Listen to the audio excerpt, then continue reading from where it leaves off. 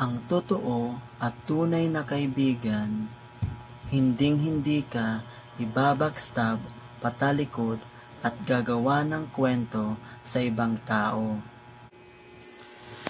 Bagkus, ipagtatanggol ka pa sa mga taong naninira sa'yo.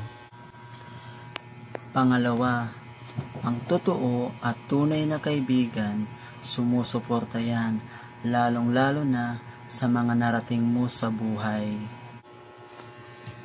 Hindi yung nakikipagkompetensya pa at naiinggit sa mga narating mo sa buhay.